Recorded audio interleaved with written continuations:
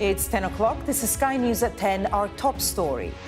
The Democrats' blame game over being beaten by Donald Trump, as one of the party's most senior figures says President Biden should have dropped out sooner. Questions about Trump's next steps, with suggestions that the UK could be spared the impact of his proposed trade tariffs. And environmentalists warn that Trump could undermine efforts to cut carbon emissions as negotiators gather for the latest COP summit. Also ahead, the Princess of Wales attends a remembrance event, but the Queen stays away as she recovers from a chest infection. Plus, piercing the gloom, we look at why so much of the country has seen so little sunshine this month. And we'll take a first look at tomorrow's front pages in our press preview from 10:30.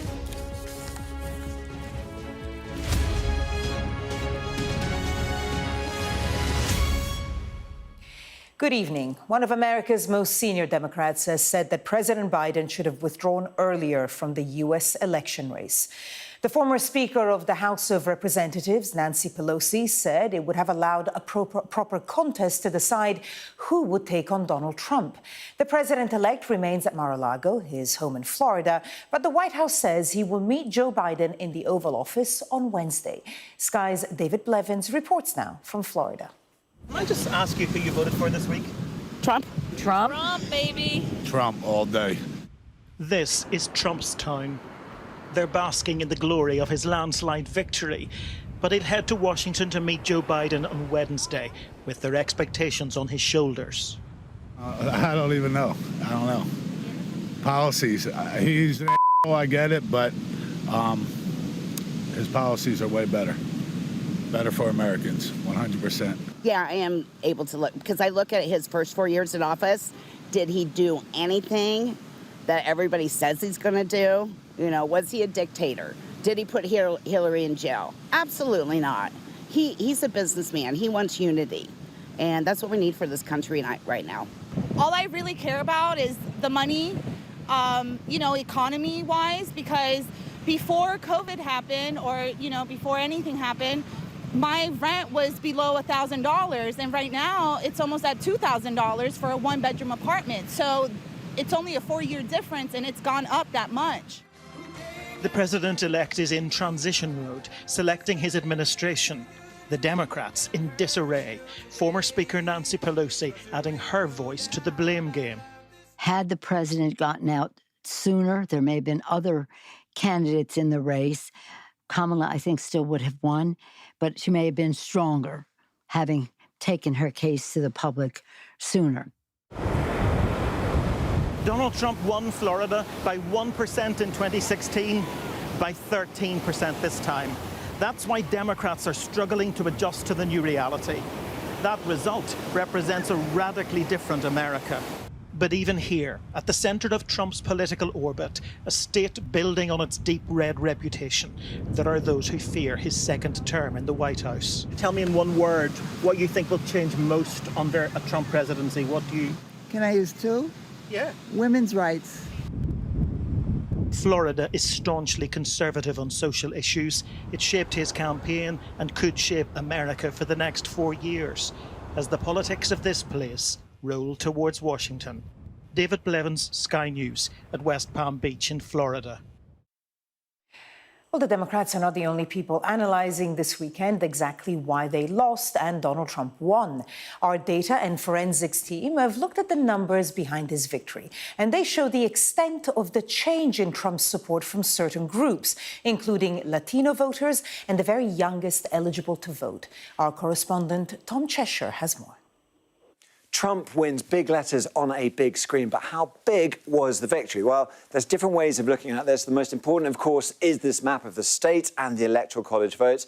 2020, this is what it looks like. There's a lot of blue there. Donald Trump turns that red. And that's really, really important because, look, it's all about these battleground states here. We talked about this so much during the election. And actually, if a few thousand people change their mind in those battleground states, it can change the course of an election. We've worked out how many people, if they changed their mind, would have ended up with Kamala Harris being president. It's just 123,750 different votes would have had Kamala Harris as president-elect. Now, that may seem like a razor-thin margin, especially when you think the expected electorate was around 160 million votes. But actually, this is pretty good going. We've compared it to previous presidents, and Donald Trump's margin is a lot better than Joe Biden's in 2020. It's not as good as Barack Obama's, who did very, very well here, but it's bigger than Bush's in 2004. And, of course, in 2000, where just 269 people, if they had changed their vote in the right places, it would have had a different outcome. Another way of looking at this is counties. Now, this is all the counties across the US. You can see how many there are. And any of these in red have been flipped from Democrat to Republican. It might not look like a lot, but actually that's a really good showing. It's very hard to flip a county. And in fact, in 2/3 of these counties, Donald Trump had the best performance for a Republican since 2000, the year 2000. That is, again, a very impressive showing. And it really counts as well, because if you do it in an important place with a big population center like Donald Trump did here, we go over to Detroit and the county of Wayne County around it. Kamala Harris has won this, but actually Donald Trump's performance here, with more than 1/3 of the vote, is the best for a Republican since 1988. And that adds up to a lot of votes. Those votes add up to the state tally. And all of that is even more impressive when we talk about favorability and how much favorability Trump had. Now, this shows you going back to 2012, 2016, 2020, 2024, the net favorability. You can see the Democrats, candidates, the presidents were just about favourable. Donald Trump, very unfavoured in 2016, minus 22%. He's improved that slightly, but he's still minus 7%. But still, what he's done with voters in terms of his voting coalition is really interesting here. This is a change in vote share amongst various different groups. And look, 18 to 24-year-olds, they used to be firmly on the Democrat side. They've gone much closer to the middle. They're still Democrats in blue, but look at that shift. Look at that shift in Hispanic votes, a small shift in black votes, income under 50,000. That used to be Democrat voters. Donald Trump has taken them over to the Republican side. He's done the same with suburban voters, and he had a lead in people without a college degree, but he's extended that lead. So that all bodes really well for the Republicans in 2028 if they can maintain that. And if it's not too soon to be talking about 2028, there's two interesting places I want to take you just before it. Because going into this election, there were 9 counties since the year 2000 which had predicted the correct winner every single time. Now we are down to just 2. So these are bellwethers which are not sort of predicting it, but if you want to look at where has been getting it right every time, Essex County, you know, we're going back here, but actually it goes back to the 90s, but you can see every time it's picked the right winner over there. And if we go into Republican territory, we'll head over to Montana, and we'll look at another county, Blaine County here, that's had a similar thing, always picking the right winner. So when it comes to 2028, keep an eye on Essex County and Blaine County. They may hold the clues as to who the next winner will be. And Sky's David Blevins joins us live now from Mar-a-Lago. David, we are getting a clearer idea of exactly how people voted, but not really on how the Democrats managed to move forward from here. Well, indeed, and I have to say the contrast could not be greater. I'm not sure if you can hear it, but there's classical music coming from Mar-a-Lago, Donald Trump's estate tonight, where they are clearly still celebrating his political comeback. The president-elect clearly undeterred by news of a 3rd attempted assassination, something Iran has denied today. But I have to say there's a fair bit of security around this sprawling estate, and that's hardly surprising. On the other hand, you've got the Democrats in meltdown. They are struggling to comprehend what went wrong, never mind figure out where they go from here. They clearly underestimated the extent to which the economy would feature in this election, in a cost of living crisis, when people feel disenfranchised. It's the disruptive politics of Donald Trump that appealed to them. If there's one word we heard time and time again on the beaches here in Palm Beach County today, it was the word but. He's not a nice guy, but he's a loose cannon, but he's a bit of a wild card, but. So they highlight the contrast between Donald Trump and Joe Biden. They're able to see beyond Trump's flaws and talk about him being the dominant figure on the world stage, comparing that with the diplomacy of Joe Biden. And I think that's really the transition that will now take place here in the United States. And that journey begins when Donald Trump makes his way to the Oval Office for talks with Joe Biden on Wednesday. David Blevins in Florida. David, thank you. Well, a senior Democrat has told Sky News that Donald Trump could go easy on the UK if he introduces tariffs on goods imported into the United States. The governor of New Jersey, Phil Murphy, told Sky's Trevor Phillips that Mr. Trump may show some leniency over his sympathy for Brexit. I have a gut feeling that he looks at the UK's move out of the European Union, which, by the way, I have to say was a huge mistake from my perspective. But from his perspective, I think it's, you know what? These guys had the courage to pull out of this big bureaucratic blob. And I, Donald Trump, have some sympathy with the renegade who has courage. I think there's some of that. I think that's a card that can be played, and we'll see. Well, let's go live to Westminster and speak to our chief political correspondent, John Craig. John, Donald Trump is a difficult man to predict, but potentially this could be some good news.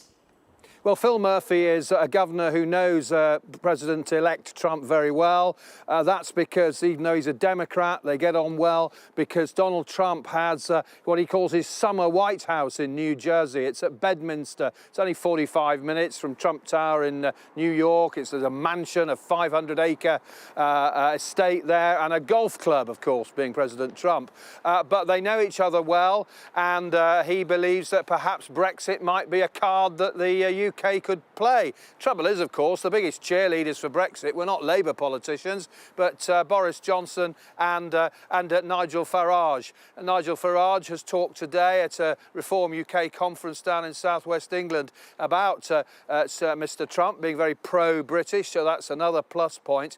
But the Chancellor, Rachel Reeves, is ready to come out fighting if there is going to be a row over tariffs. Now, it's her big set-piece speech, the Mansion House, on Thursday of next week, where she's going to be arguing against tariffs and in favour of free trade. She's going to come out fighting. It's claimed that inside the Treasury they're already wargaming, as they put it, on this issue.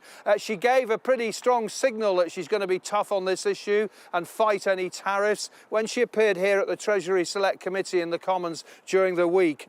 Then she talked about trying to persuade Mr. Trump not to raise tariffs. She said the UK government is not just a passive actor in this. She said our trading relationship, our economic relationship with the US is absolutely crucial. She said we see the US as our single biggest trading partner. And she went on to say that we will make strong representations about the importance of free and open trade. So, the ball is very much in, obviously, the President-elect's court now. How will he respond? He's talked about 60% tariffs for China, 10% for other countries. Clearly, with the government's growth agenda, which Rachel Reeves will talk about in her Mansion House speech, free trade is crucial because big tariffs from the United States, such a big trading partner, could do a lot of damage to the government's goals on economic growth. So expect to see some tough language from Rachel Reeves over the next few days while we await what Mr. Trump is going to do. But the signs from his friend, I think we can call him, the governor of New Jersey, are that perhaps he might be able to cut a deal with the UK. And we know that the president likes a deal. John Craig with the latest from Westminster. John, thank you. Well, Donald Trump is already casting a long shadow over the next global gathering to try to tackle climate change. COP29 begins on Monday in the oil-rich nation of Azerbaijan. The incoming president pulled America out of the Paris Climate Accords when he was first president, and he is expected to do the same again. Our science and technology editor Tom Clark reports now from Baku. Delegates arrive in Baku to a major reality check. The venue for this year's climate talks is sandwiched between two oil fields. The so-called nodding donkeys pumping Azerbaijan's oil wealth quietly remind negotiators fossil fuels flow faster than ever. Less quietly, America's next president is doing the same. Leave the oil to me. We have more liquid gold, oil and gas. We have more liquid gold than any country in the world, more than Saudi Arabia. We have more than Russia. The president-elect's campaign promise to pull out of the Paris Agreement couldn't have come at a worse time. This year is expected to be 1.5 degrees warmer than pre-industrial times, the very threshold the Paris Plan was supposed to avoid. Tasked with radically accelerating an end to fossil fuels, the talks already had their work cut out, being hosted once again in a petro-state. There's so much oil and gas right under Baku. Here, the rocks are on fire. Natural gas seeping up through these fissures is thought to have burned continuously for about 4,000 years. No wonder then that Azerbaijan gets 98% of its energy from fossil fuels. And despite being president of this year's climate summit, it shows no intention of changing that. As well as announcing more ambitious carbon-cutting plans, which Azerbaijan may still do, COP29 must agree a new financing deal to help developing countries like it transition away from fossil fuels. The US was seen as key to that process, and though its negotiators here still serve President Biden, what weight will their words carry if their next boss intends to fire them? It's a blow. But what I want people to understand is that the federal government is one thing. States in the international community are entirely different. We can continue to work with them in concert with understanding that while we may be delayed again as a result of the Trump administration, that we're not giving up. We're going to keep moving forward. But what can't be ignored is that Mr. Trump just witnessed the lethal impacts of weather like Hurricane Helene, made more extreme by warmer temperatures. More than 72 million Americans would have seen it too and still voted for him. A collective apathy towards climate change that will hang heavy at these talks. Tom Clark, Sky News, Baku. The Princess of Wales has attended a Festival of Remembrance tonight as she gradually returns to public duties following her cancer diagnosis earlier this year. But Queen Camilla will not be at the Cenotaph tomorrow for the Remembrance Sunday service because she's suffering from a chest infection. Our royal correspondent, Rhiannon Mills, reports. It wasn't entirely a surprise as the princess arrived with the prince at the Royal Albert Hall. She had always made it clear this was a weekend she wanted to attend. But it is still rare to see her as she gradually returns to work. Their attendance was even more important as the king arrived without the queen. We haven't seen Camilla since their recent tour, but earlier in the week we've been told that she had a chest infection.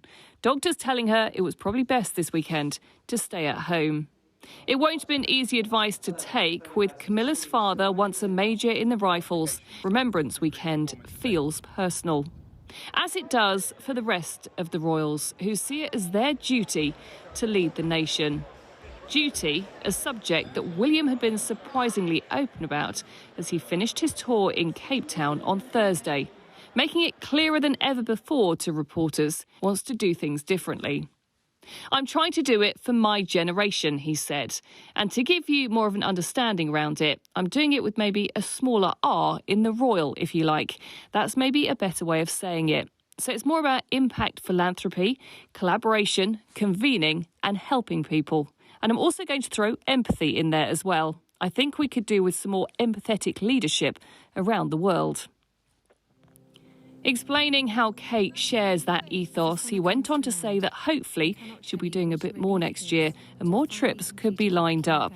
But as for when the children might start the royal duties, he was clear that school takes priority over everything. As a family, they have been through what William described as a brutal year. Camilla's absence, a disappointment, but understandable so not to risk passing her infection to others. As the rest of the royals were reunited, this time in their commitment to the armed forces. Rhiannon Mills, Sky News.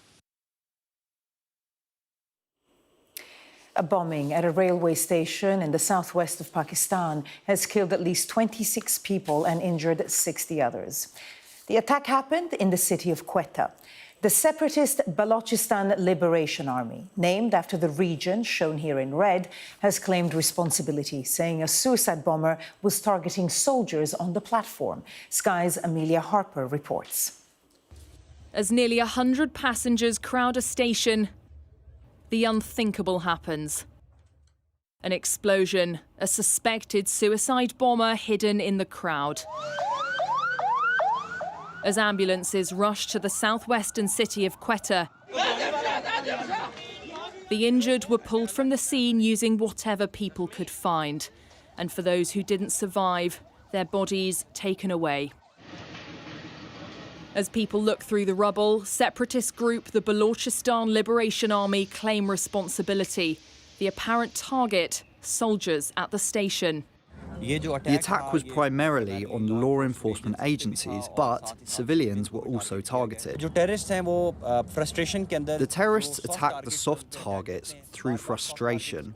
When their people are arrested, they also attack in retaliation. We all have to fight this war. Scenes like these outside a hospital have been seen before. The outlawed insurgent BLA group has before targeted security forces, attempting to seek independence from Pakistan. The result? Hospital wards now full of the survivors. And for those taking in the attack, their grief is palpable. A simple train journey, for some, ending like this. Amelia Harper, Sky News. Officials in Qatar say they've suspended efforts to mediate a ceasefire deal in Gaza until Hamas and Israel show that they're willing to negotiate. Earlier, the Hamas-run health ministry in Gaza said at least 16 people were killed in 3 separate Israeli strikes. Israel said it had been targeting militants. Thousands of people have gathered in Valencia in Spain to protest against the way authorities handled last month's devastating floods. Demonstrators have been carrying banners demanding the resignation of Valencia's regional leader. The floods were the worst natural disaster to hit the European nation in recent history, causing at least 219 deaths. A police marksman who killed an innocent man wrongly suspected of being a terrorist in the days after the 7/7 bombings in London in 2005 has spoken publicly for the first time. The officer, who has remained anonymous for nearly 20 years, has told a documentary he was certain he was going to die when he opened fire on Jean-Charles de Menezes. Now, if you've been asking yourself, what happened to the sun? You're not alone. Since the beginning of November, a weather phenomenon known as anticyclonic gloom has brought miserable conditions of fog, drizzle and low cloud to much of the UK. Our chief North of England correspondent Greg Milam reports. When your hobby relies on being able to see things clearly, the relentless gloom enveloping the country hardly helps. The Winnington Park Bowman in Cheshire can't wait for that murk to lift. The actual targets are fairly bright for us normally, but at the moment it's like shooting in twilight. It's like a mist all the time. So to actually stand on the shooting line, some of us are shooting at 70 metres, it's very, very distracting. Grey, grey, grey. You wake up in the dark, then it turns grey, and then you drive home from work, it's in the grey and then the dark. It's just miserable. It's a bit more of an effort to get out, I think. Once you get out here, we're all enjoying it, but yeah, it's more difficult to get out the house, get off the sofa. For more than a week now, what's called an anticyclonic gloom has meant some places in the UK have had virtually no sunshine. It's been windless, rainless and sunless. Meteorologists say this kind of gloom is unusual, but not unheard of. Usually, by this stage of any normal November, we would have had about a quarter of all of the month's sunshine. This year, we've had 5% of it. If there were a prize for the gloomiest place in Britain, it would go to Odium in Hampshire. It's recorded exactly 0 minutes of sunshine this month. We've got RAF Odium here. They've got a wonderful weather station. So it is unfortunately accurate when they say there's a drought, and it's also accurate when they say there's no sun. Every day is so grey, and we can't wait for some sunshine. I have a bit of sad disease personally, so when it's like this, I feel tired and, you don't want to leap out of bed in the morning. It's all down to what experts call a blocking high. The one that's caused our gloom is also partly responsible for the recent extreme weather in Spain. We've currently got some moisture trapped very close to the Earth's surface at the moment across much of the south and east, and for much of the week it was across the whole of the country. And this basically can't rise any further due to high pressure sitting over the top of us. Under high pressure, the air is sinking and this traps this moisture right near the surface. kept creating these cloudy, gloomy skies. The good news is that it's forecast to begin to lift by the end of the weekend. Not least for those archers, because it certainly doesn't help when you're trying to find the arrows that miss. Greg Milam, Sky News, Cheshire. Let's get the latest sport now from Sky Sports News and Nick. This Sky News Sports Bulletin is brought to you by Vitality. Getting more people more active. Live life with Vitality. Amarin then. We've all been learning about him this week. Some people will have had a genuine knowledge. The rest of us have been catching up fast. We've read about his formation. We've seen his press conferences. He looks a really engaging guy. I mean, if I was a Manchester United fan, I must say I'd be quite excited. He plays apparently a high-tempo way of playing. He wants to press up the pitch. That's the key. Can he get Manchester United up the pitch? You know, I asked for the stats this morning, and you know, it was sober reading about sort of, you know, how high Manchester United play up the pitch, because when I was thinking about what Amarim needs to do to change the flow of the club, and I haven't got my glasses on, so unfortunately you're going to have to bear with me. But when I looked at the sort of average start distance of the teams up the pitch, Manchester City, as you'd expect, are number 1, Arsenal number 2, Liverpool are number 3, Tottenham number 4, and Brighton number 5, and Manchester United are down in 10th.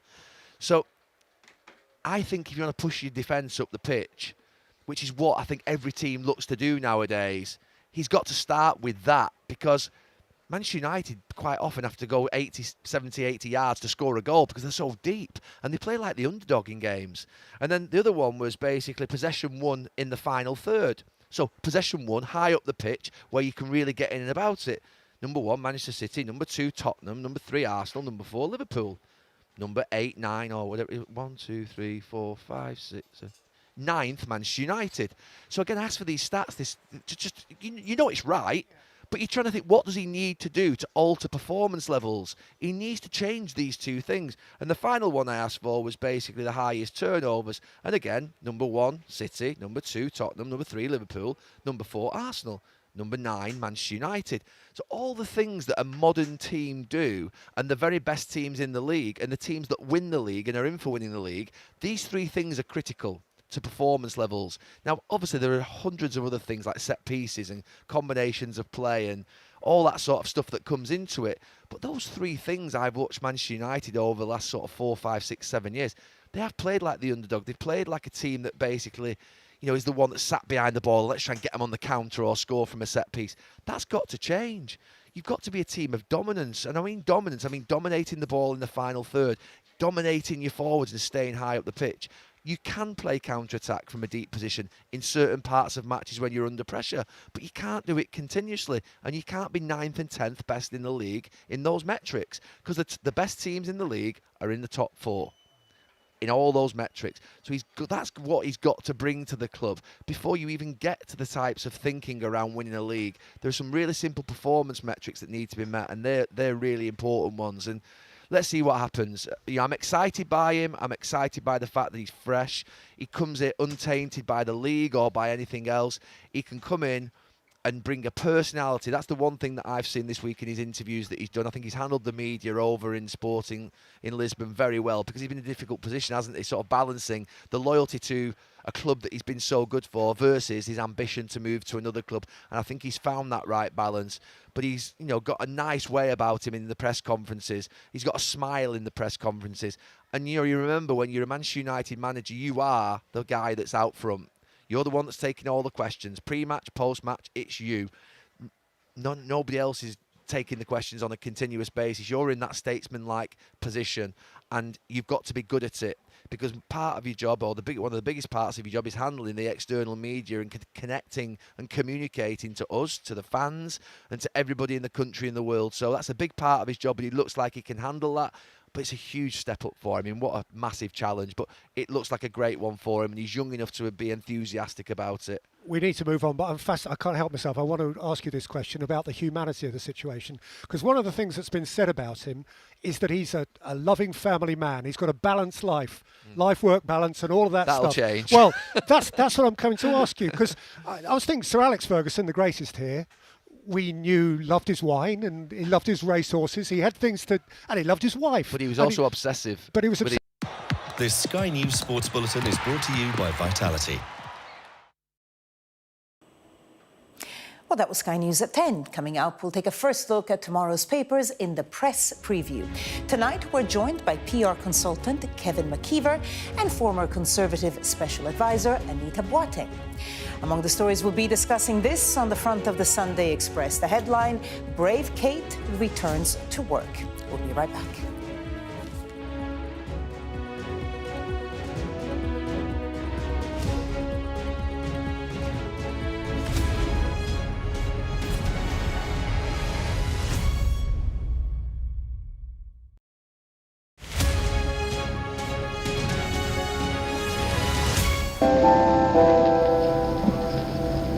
I'm Stuart Ramsey, and I'm Sky's chief correspondent.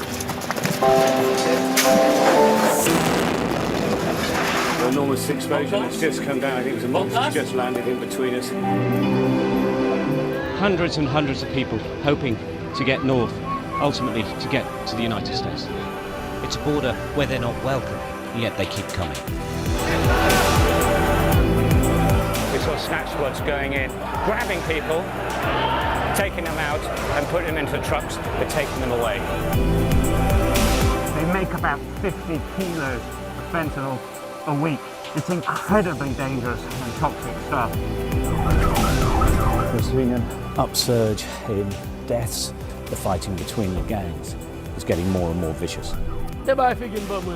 Is this now all your territory? Yeah. The battlefield is outside the barricades, which is over there. This is much more like a normal town. It's really sending a clear message that Venezuela is eager for change. We're being crushed. Free from wherever you get your news. We are in the middle of a forest, in a jungle really, and they're attempting to keep these men alive. This is real, hardcore emergency medicine. The information on this could bring down the entire network, not just in Iraq and Syria, but across the world. Sky News, the full story first. Well, hundreds of thousands of people have been using the beast for years to traverse Mexico, but it is really dangerous. Many people have died riding it. Play Sky News.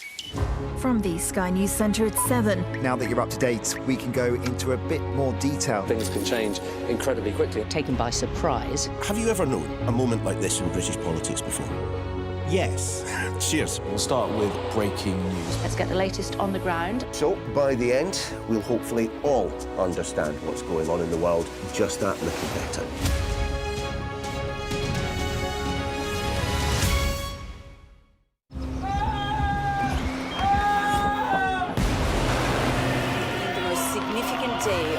Conflict. They keep telling us that they want aid. And this is what's left of it. Tanks, heavy vehicle. Why only in America? People want their country to work. You want a job in a normal life? Why are these homes empty? I want you to be honest with people. That has happened within minutes. Sky News, the full story first. Free wherever you get your news. We arrive. A secret hospital hidden in the Myanmar jungle, treating the victims of this bloody war. This is Myanmar today. Its military rulers don't want the world to see, but we have. I fight for my own future. I fight for my generation's futures. This is an actual crime. They don't care for that. Myanmar army is only a couple of kilometres away. So this is a major humanitarian disaster.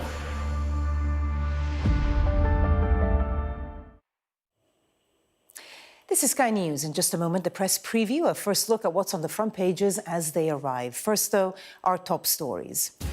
Senior U.S. Democrat Nancy Pelosi has said Joe Biden should have stood down earlier to give the party a better chance in the election against Donald Trump. Princess Kate has attended a remembrance event tonight, but the Queen stayed away as she recovers from a chest infection. At least 24 people have been killed and around 50 others wounded in a suicide bombing at a train station in Pakistan.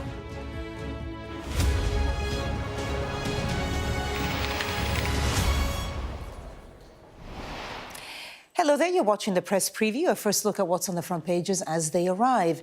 In the next half hour, we'll see what's making the headlines with PR consultant Kevin McKeever and former Conservative Special Advisor Anita Boateng. Welcome both. So let's see what is on some of those front pages. Well, The Observer says the Chancellor will use a keynote speech next week to oppose President-elect Donald Trump's apparent plans to slap trade tariffs on imports. The Sunday Telegraph reports that some farmers are threatening to blockade ports and cut supermarket supplies in protest against the government tax hikes. The Sunday Times adds that 200 business leaders are urging Rachel Reeves to ease up on the tax increase as it reveals Tesco faces a £1 billion national insurance hike. The Mail on Sunday says Prince Andrew is facing calls to reveal who paid for his stay at the Royal Lodge in Windsor. The Sunday Express reports on the Princess of Wales's return to royal duties at tonight's Festival of Remembrance following her cancer diagnosis. The Sun also reports on her return, highlighting a photo of her beaming during the event at the Royal Albert Hall. And finally, The Star says we're running out of Santa Claus lookalikes this year. That's okay, it's not even mid-November yet. And a reminder that by scanning the QR code you'll see on screen during the programme, you can check out the front pages of tomorrow's papers while you watch us. And we are joined tonight by Kevin McKeever and Anita Boateng. Thank you both for looking at the papers with us. Let's start with The Observer. And this story, one of many about Trump. We will oppose Trump's plans to slap tariffs on the UK. And this obviously, a lot of concern, even people who support Trump, he is unpredictable. So a lot of concern about what his presidency might mean for the rest of the world and the UK. Anita, talk us through the story, please. Yes, so Rachel Reeves is doing her first big speech at Mansion House, which is a kind of annual event for the Chancellor. And The Observer says that, Rachel Reeves is really going to lean into the growth story and talk a lot about how she's going to ensure that she's sort of driving trade and all the rest of it. And the impression here, that The Observer paints is that this is setting the UK up for a bit of a collision course with Donald Trump, who has kind of asked his arch protectionist Robert Lighthizer to return as the US trade representative, and it goes through some of his natural tariff instincts. And obviously the UK is an extremely open economy, and so that would be a massive dent to the Labour government's kind of growth ambitions if this were to be realised. Kevin. Yeah, I mean, it's definitely... It seems like a world away, right? It's only Tuesday since Trump was elected, believe it or not. World. And we're already looking, and we've got lots of talk about the special relationship, but actually, I wonder if this is a pretty good strategy from Rachel Reeves, just coming out swinging and just almost trying to out-Trump Trump in many ways. If you remember, Donald Trump said that he would go up against tariff for tariff any country that imposed tariffs on US goods. And actually, I wonder if this is the posture that the Labour government thinks is going to work with the White House. It's straight down on the detail. If you put tariffs on British goods, we'll put tariffs on American ones. I think it's actually quite a clever opening line. I don't think so. I actually think this would be a complete disaster for the UK because we are just so deeply exposed. And if we end up in a full kind of trade war, I think it's countries like the UK who don't have a huge bloc who will be impacted. And I think it's important. We know that Trump is an Anglophile, but ultimately liking the UK doesn't mean his policies are going to be good for the UK. And I think that's where the... Let's just pull up the front page of the Telegraph, sort of all linked to this. There, the article, number 10, looks at retaliatory moves against Trump tariffs. Anita, what do you make of this possible development? Yeah, so this is really more about the kind of wargaming different scenarios for what number 10 could do if you end up in this situation where there are going to potentially flat tariffs of 10 to 20% on all goods imported into the United States. That would really cause, it says in the piece, panic in European capitals, but would be a massive problem in the UK. And so what they're talking about here is kind of, commissioning advice on forecasts on what could happen and indeed what they could do in response. And the Telegraph also talks about a potential trade deal with the US, which if we're in this tariff scenario seems to me to be very far from likely. I mean, a lot of it will hinge. I mean, Trump is quite a transactional character anyway, and a lot of what we've seen in the past is about personal relationships. He'll be on Trevor Phillips tomorrow, but Phil Murphy, governor of New Jersey, gave an interview to Trevor Phillips a little earlier where he said that actually, bizarrely, Brexit might end up being a silver lining because Donald Trump would quite admire the fact that, the UK chose to go it alone and leave the EU. What do you make of that? I mean, who knows, right? But what do you make of that possibility? Well, I mean, first and foremost, the government's got to put its best foot forward. It can't be about personalities. It's got to be about the country. It's got to be about policy. We have left but with the Trump, EU. it might be about personalities. It may well be, but also, if he respects the fact that we left the European Union, regardless of whether or not you think about that particular issue, if that's an angle we can play, if that's the angle for the deal we strike, again, I think that's what the government has got to do. And I think it's using Trump's own tactics to negotiate with him. Because ultimately, Donald Trump will not do a trade deal with the UK that's not in the US's interest first and foremost, right?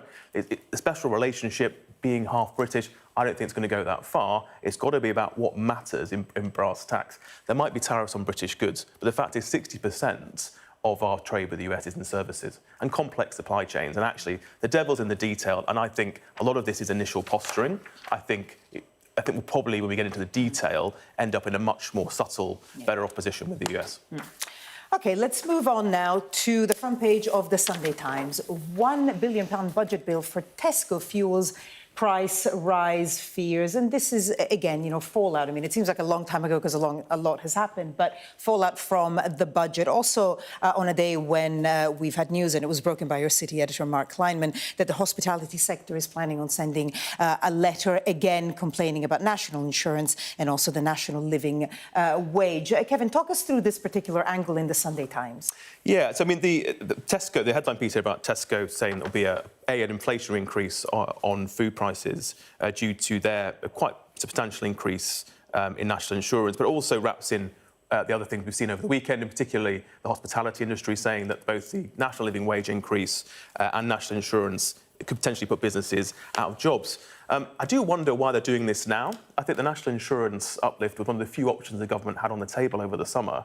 So quite why the lobbying's happening post-event and not before, I find slightly confusing. And I wonder how much of this is scaremongering and how much of this is business just trying to get some leverage with the Treasury. Anita, before I come to you, let's look at the front page of the Sunday Telegraph, where they have, again, a budget-related story, and a story that we have seen over the past few days. Rebel farmers threaten blockades. Now, these are the farmers angry about a change to inheritance tax that affects them. So, I mean, we could look at this specific story, but just in general, we are still seeing fallout over the budget. Yes, and it's certainly the case that Number 10 would not be hoping for front pages like this so long after the budget, and in particular from two sectors and two areas when it comes to kind of cost of food, which was a galvanising factor in the general election. I mean, look what happened in the US. This whole year has been a story of incumbents being thrown out because of the cost of living. And so you've got this other scenario where you might have farmers withholding produce and livestock and potential kind of talks of barricades like we've seen across much of Europe to kind of make the point about the impact on small family farms, with whom I think the public might have some sympathy once they see some of those images and hear some of those stories. But ultimately, the real question is, does this impact supply chains? Does this impact the price of things? And those two things could create the impression that things don't work. And that would be very bad for the Labour government in the medium term. And they have a very public face representing it in a way, Jeremy Clarkson, who's faced pressure on social media to step back from this protest, but has so far refused to do so. Kevin? Yeah, I think I agree this presents quite a big problem for the government, but I think the budget itself was lined up very much as taking the hard choices and taking the hit now in a hope that living standards would improve and earnings would improve by the end of this parliament. I think we talked about Trump. We haven't talked about what's happening geopolitically in the Middle East or with Russia and Ukraine, but I think there's a lot on the horizon for the Treasury to be worried about, and that if people don't feel better in their pocket in 3 years' time, then I think the government's gamble might not pay off. Anita, I guess the government could say, well, listen, we couldn't predict a Trump election. But then again, it was definitely on the cards. I mean, we've known for a while now that the polls were quite close. So what would you make of that reasoning from them? I think it won't matter.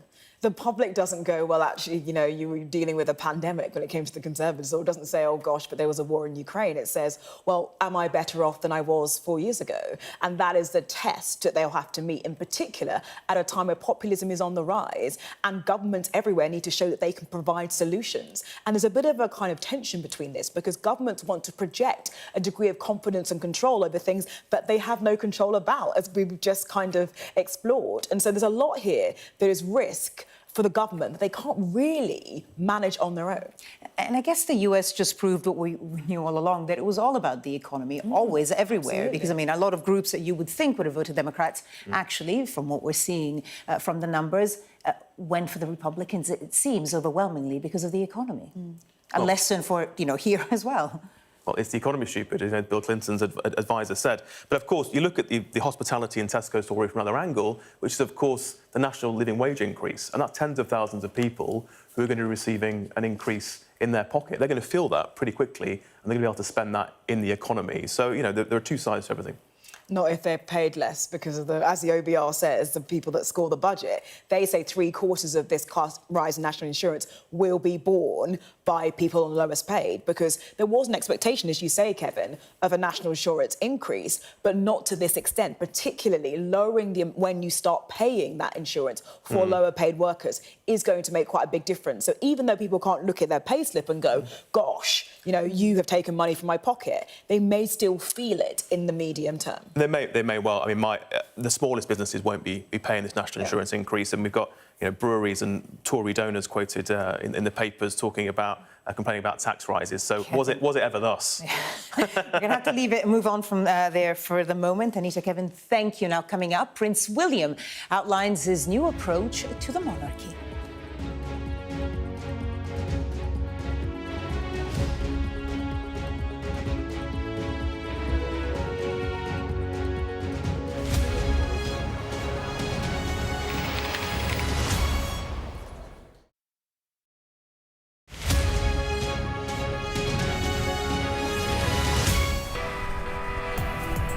I'm Stuart Ramsey, and I'm Sky's chief correspondent.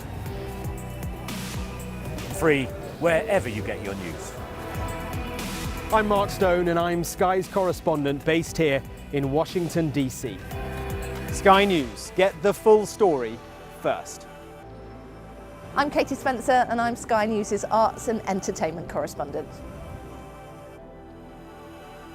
I'm Lisa Dowd, and I'm one of Sky's Midlands correspondents. The reason I do this job is because you never know where it's going to lead. Weeknights on Sky News. This is your chance. Tell people. Welcome to the Politics Hub. Our police force has apologised. If you want to find out about Grimsby, you come to the docks. I'm live in Jerusalem. Are you not concerned that that could lead to all-out war? Hello there, good evening. There are fears of an upsurge in violence. What's at stake here? You are watching the press preview, a first look at the front pages as they arrive.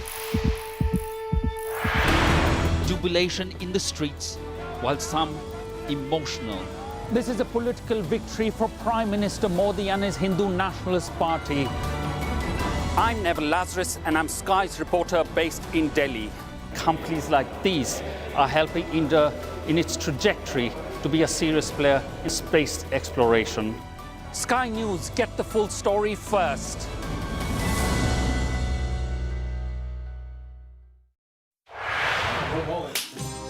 Welcome to the world. Our new podcast, starting now. It's very exciting.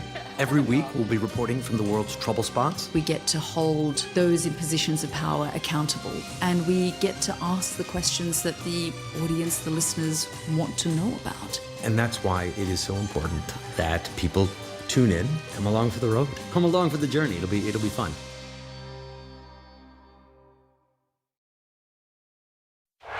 I'm Alex Crawford, and I'm Sky's special correspondent based in Istanbul. We aim to be the best and the most trusted place for news.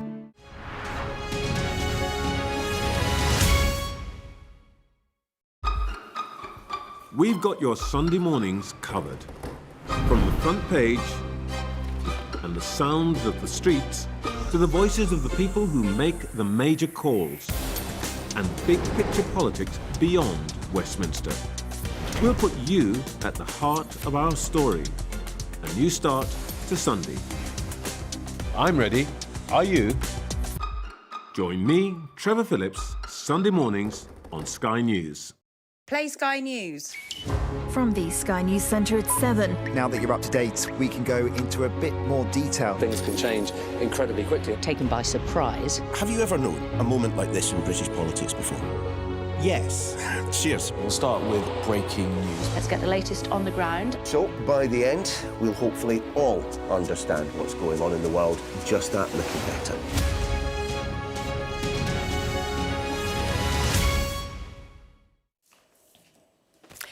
Welcome back. You're watching the press preview. With me now, PR consultant Kevin McKeever and former Conservative Special Advisor Anita Boateng. OK, let's go now to the story front page of the Sunday Express.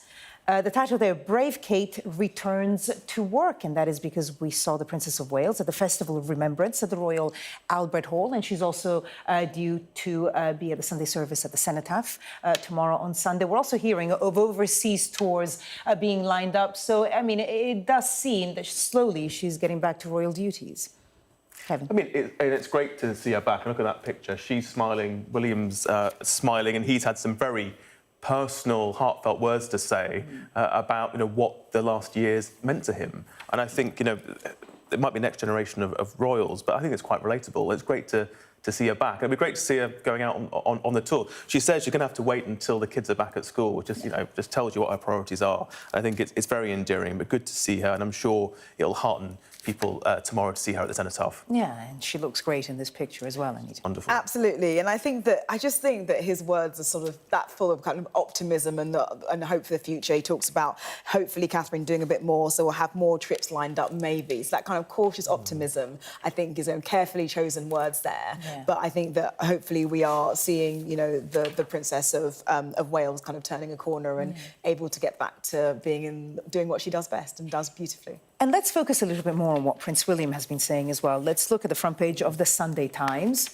And here it says, William, I want to be a royal with a small r. And like you were mentioning, Kevin, I mean, he's obviously had an incredibly difficult year, both his wife and his father being ill, and talking about a different approach to the royal family, that this, his royal duties. What does he mean by the smaller r? Well, it seems to be much more impact-focused. I think we hear a lot about in the corporate world, but really focusing on the impact the royal family can have, both through the philanthropic activity, through being able to have the convening power and shining a light on issues that he cares about. Obviously, he was involved in the Earthshot Prize just this week in South Africa. And he was described as doing royal with a small r, which does suggest a kind of humility which perhaps you wouldn't associate with and a familiarity you wouldn't associate with perhaps previous generations of royals. And I think I'd imagine, we referred to Kate's illness, but they just seem much more open. We know a lot more about Prince William and Kate, and they just seem much more human and ordinary. And I think that's really what it's about.